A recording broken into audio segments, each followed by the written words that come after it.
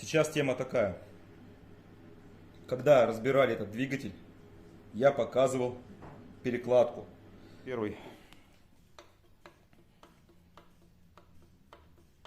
Чтоб разница была с одинаковым усилием сейчас. Одинаковым усилием. И первый. В первом еще есть упругость колец. В этом нет. Также пойдем, крутанем его. Поднимем второй, третий цилиндр. Второй, также где он выглядит как четвертый. И третий. Такой же глухой стук. Перекладочка прямо мягенькая. Усилие одинаковое. Так, поршневая у нас на столе. Первый, второй, третий и четвертый.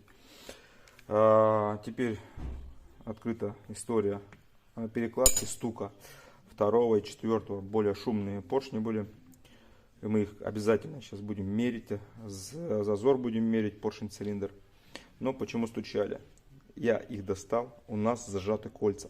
Зажаты кольца. По запискам сумасшедшего сейчас скажу. 5 соток. 5,5 соток. Это первый цилиндр. Второй цилиндр 5,5 соток. Третий цилиндр 5 соток у нас. Ну, соответственно, у нас здесь и эллипс был всего лишь 0,5. Поэтому так и выходит. Четвертый цилиндр 5,5 сотки. Идеально для турбомотора. А это турбомотор. Это самое начало допуска. Вообще самое начало допуска. Поршни прошли техническую мойку. Все это выглядит вот так.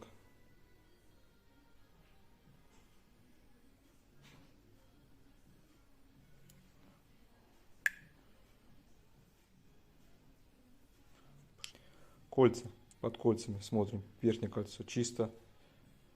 Нижнее масляное кольцо. Сепараторная пластина. Все отмыто. Кольца просто летают. Вот на второе кольцо. Под кольцом тоже чисто. Абсолютно чисто. Вот так вот медленно покажу. Кольца просто летают. И начинаем потихонечку обсадочку. Кольца сами обсаживаются, но все равно надо не торопиться, помогать им делать обсадку. Центруем. Все. Оправочка у нас прилипает на масле. И потихоньку по всем сторонам подаем поршень в цилиндры. Я показывал перекладку. Перекладка во многих двигателях ее путают с залеганием колец. То есть, когда кольца залегшие, мы, конечно же, имеем свободный ход, ничем не подкрепленный. Тогда у нас поршни имеют определенный стук.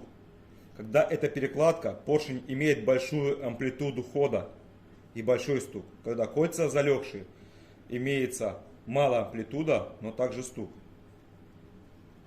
Так вот, чтобы вы видели мои пальцы, специально не одевал перчатки. Давление.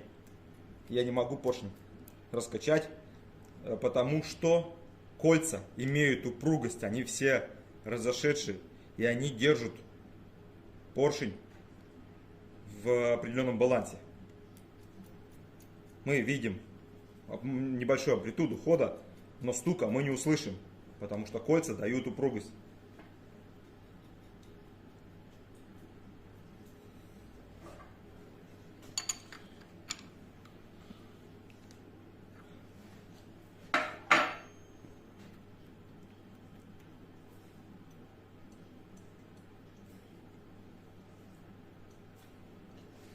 Вот это означает, что сейчас у нас возвращена упругость колец, чистые каналы под поршневые кольца, нет никакого зажима и перекоса.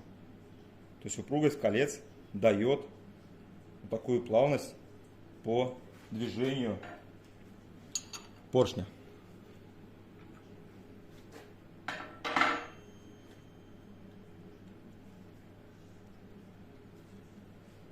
Вот. Многие путают, когда есть такой момент, что разбирают мотор. О, смотрите, перекладка большая. Да, перекладка, да, стук. Но две причины. Если большая амплитуда хода поршня, большая амплитуда и стук, это перекладка. То есть съедены цилиндры и сжатые поршни. Если маленькая амплитуда, но стук, это значит залегшие кольца. G4 КД, четвертый, четвертый, четвертый, четвертый. Ну, четвертый, пожалуйста, огроменный стук, огроменный стук. Вот и огроменные у нас задиры. Большая перекладка. Стертый съеденный поршень. Четвертый, наш весело стучащий, выглядит вот так. Он уничтожен полностью. Полностью разодран. По четвертому громко стучащему верх самый 6, 24, до 25 чуть-чуть дотягиваем, 24 сотки, 2,5 десятки и низ 16.